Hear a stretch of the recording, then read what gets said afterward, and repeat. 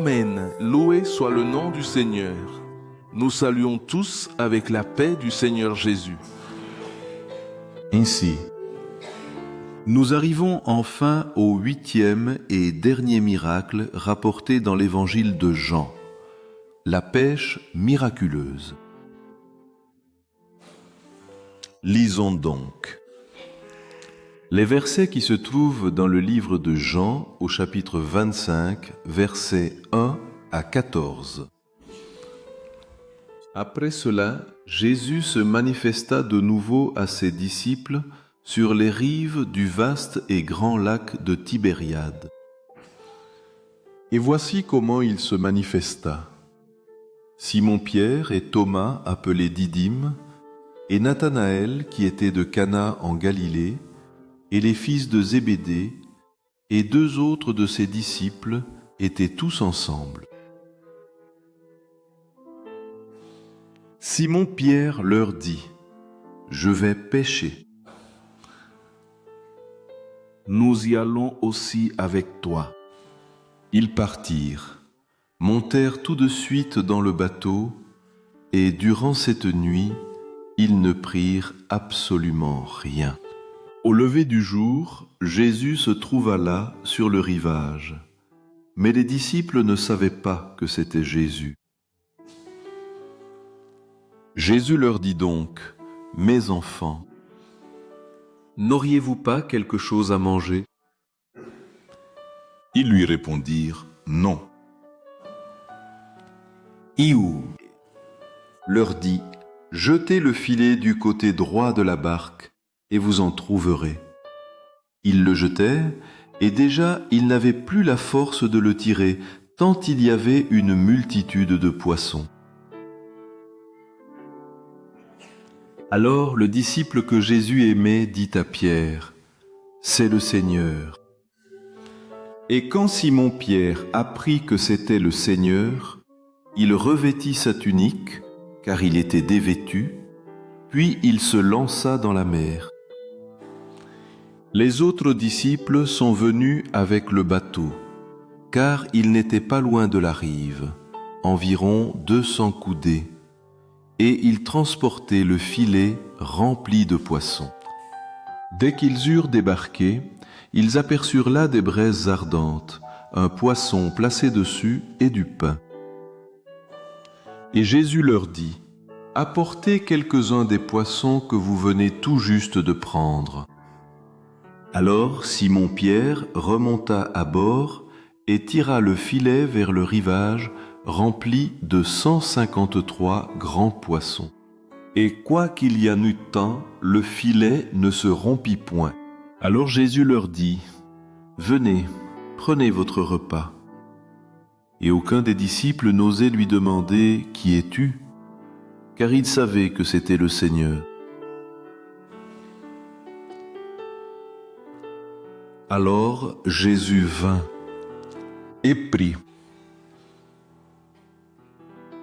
Jésus vint et prit le pain et le leur donna, et de même le poisson.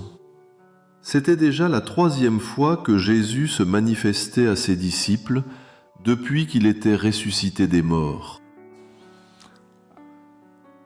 Ainsi, frères, nous venons de voir dans cette histoire qu'après la résurrection du Seigneur Jésus, les disciples sont retournés à leurs activités de pêche.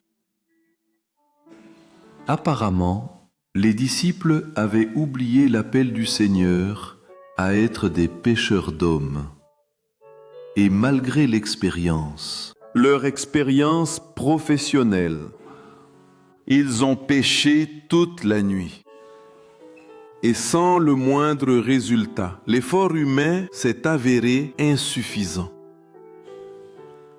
Cet épisode nous enseigne que toute action, tout travail est inutile.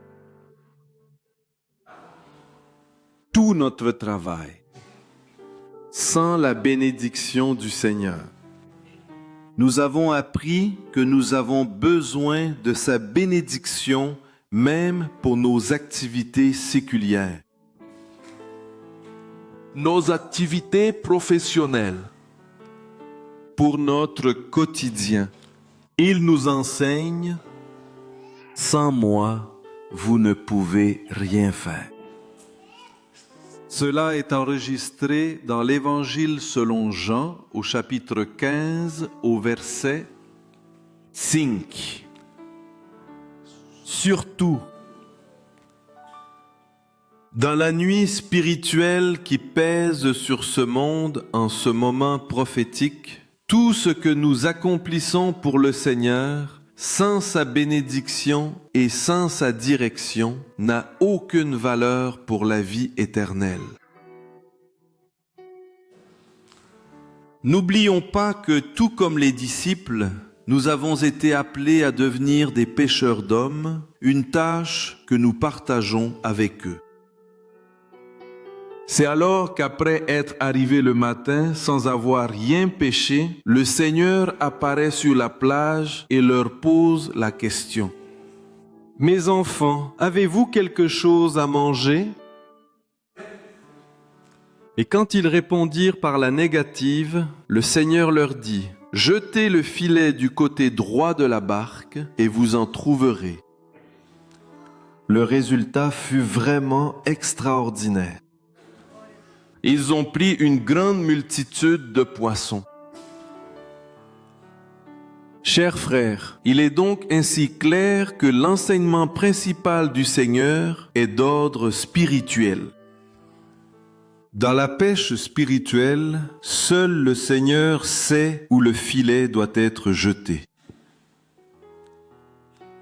Où se trouvent les vies prêtes à être évangélisées et converties. Le Seigneur nous enseigne à dépendre de lui pour l'évangélisation, par sa direction et les dons spirituels, et dans l'obéissance à l'orientation que le Seigneur nous donne, la pêche devient abondante. La bénédiction est garantie, que le nom du Seigneur soit loué. Vers la fin de cette histoire, il est rapporté que Jésus avait des braises devant lui.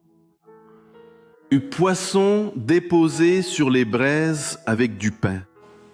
Jésus leur a demandé d'apporter les poissons qu'ils avaient pêchés et il leur a offert ses aliments. Alléluia, je suis Dieu.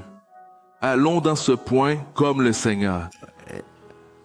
Jésus ressuscité a nourri ses disciples.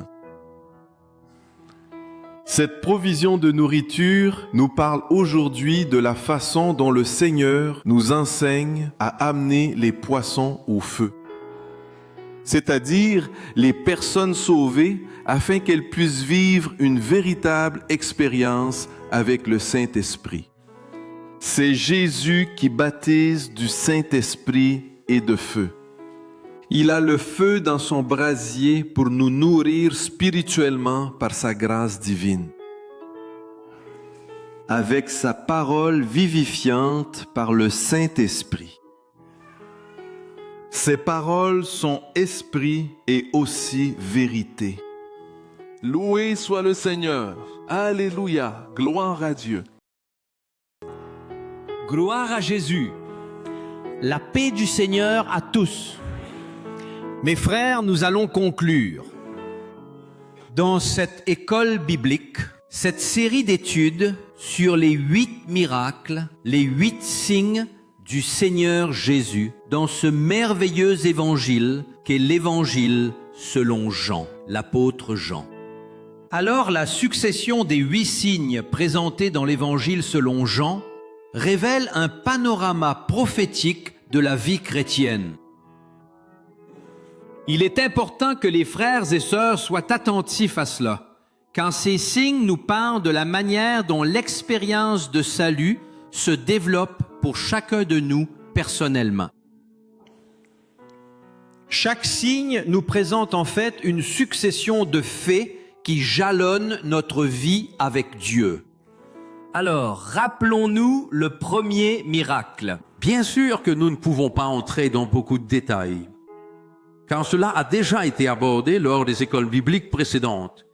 Il s'agit maintenant d'un rapide rappel. Mais soyons attentifs. Le premier miracle fut celui de la transformation de l'eau en vin. Et nous avons appris la nécessité de l'opération de l'Esprit Saint dès le début et tout au long de notre vie spirituelle.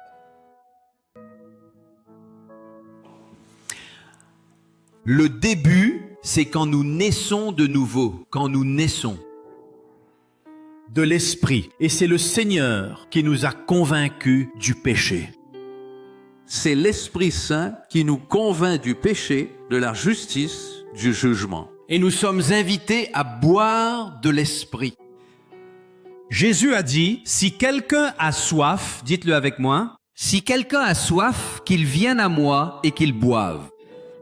Nous avons donc été invités, mes frères, à vivre pleinement l'expérience de l'opération continue du Saint-Esprit. Car c'est lui qui nous révèle Jésus, qui nous conduit vers toute la vérité et qui nous enseigne toutes les choses.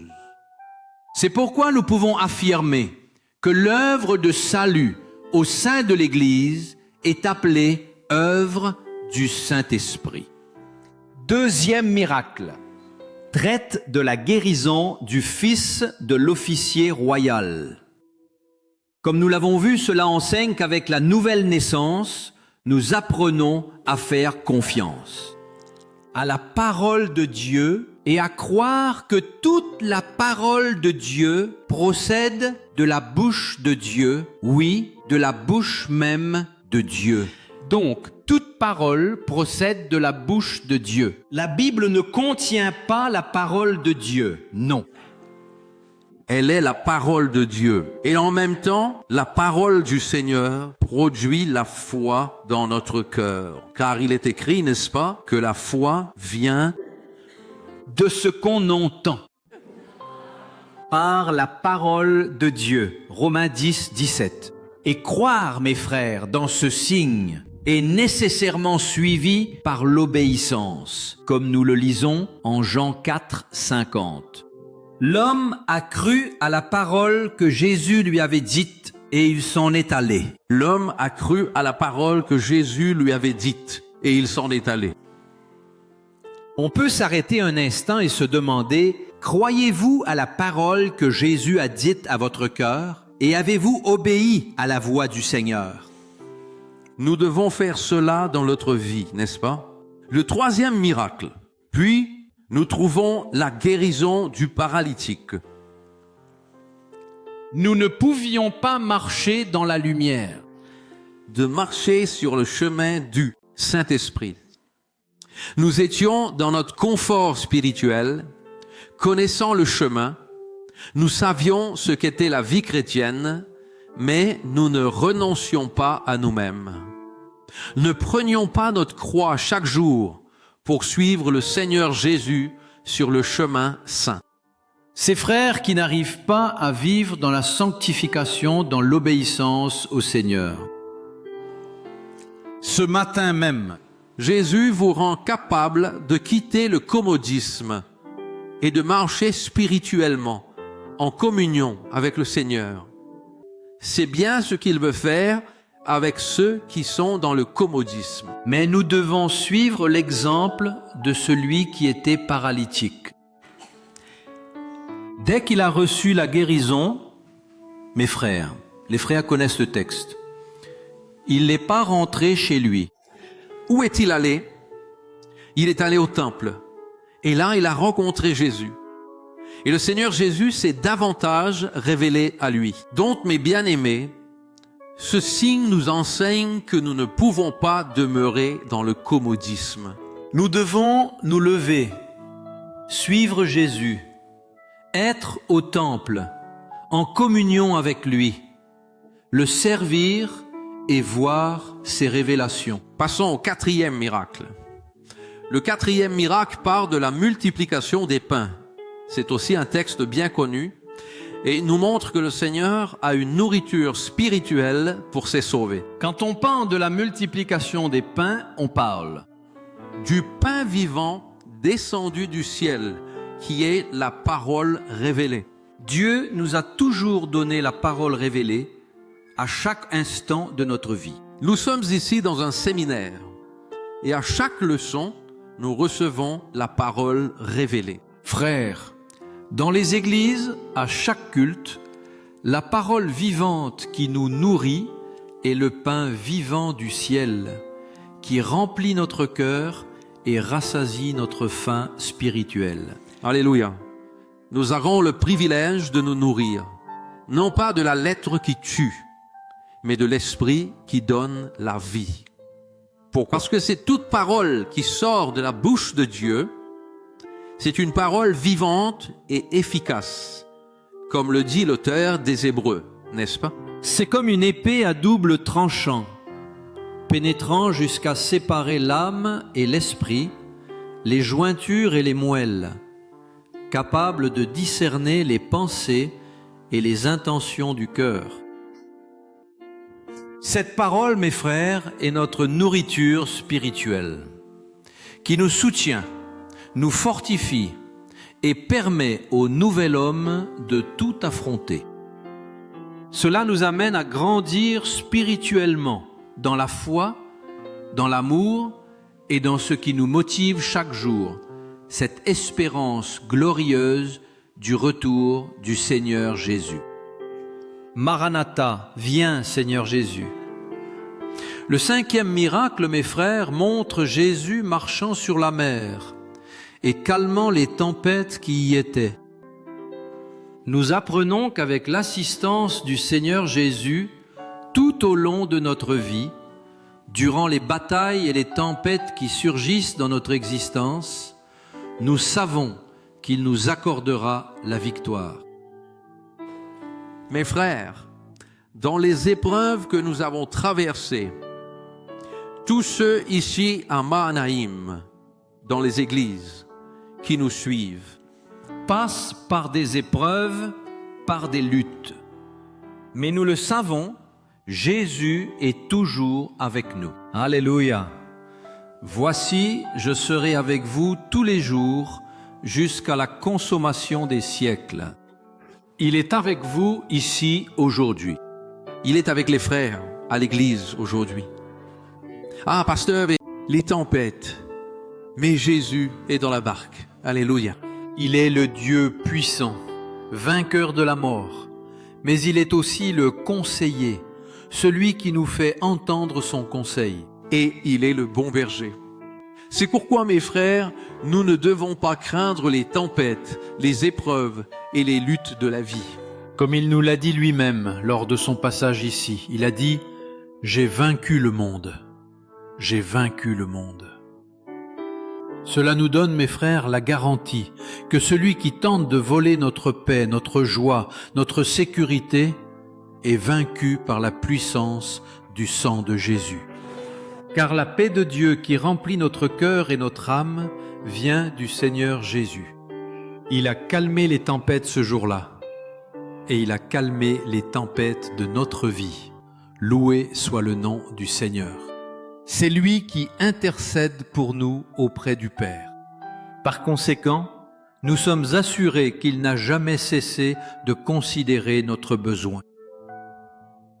Et au moment de la plus grande affliction, il dira « Ne crains rien, je suis là, je suis présent, ne crains point. » C'est ce qu'il a dit aux disciples. Et il y eut la paix, il y eut l'accalmie, et tous s'émerveillaient de ce qu'il avait accompli. Le 6e miracle, mes frères, parle de la guérison de l'aveugle né.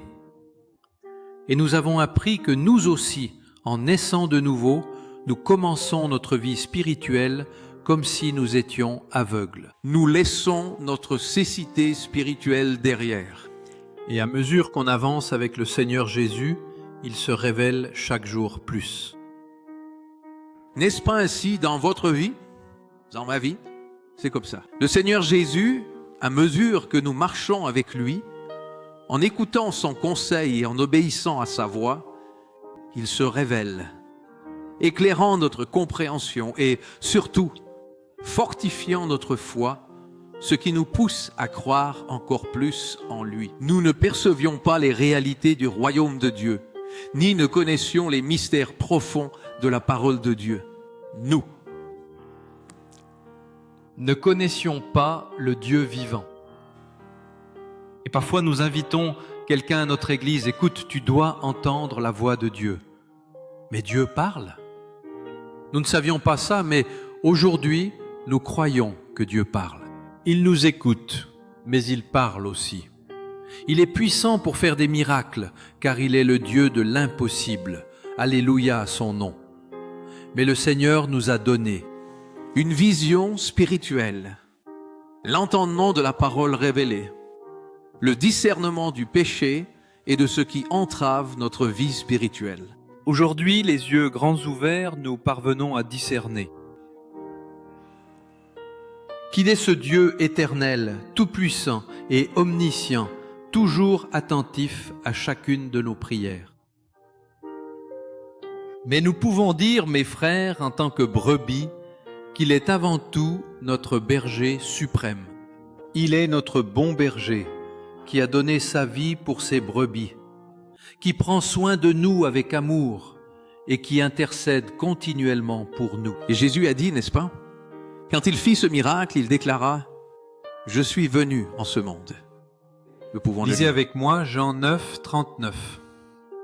Et Jésus lui dit, « Je suis venu dans ce monde pour un jugement, afin que ceux qui ne voient pas voient, et que ceux qui voient soient aveugles. » Le 7e miracle, un miracle également très célèbre, fut la résurrection de Lazare. À travers ce signe, ce miracle extraordinaire, mes frères, nous arrivons à mieux comprendre un autre aspect de la personne glorieuse du Seigneur Jésus. Jésus était ami de Lazare, Marthe, Marie. Marie passait par sa maison, nous étions aussi amis de Jésus.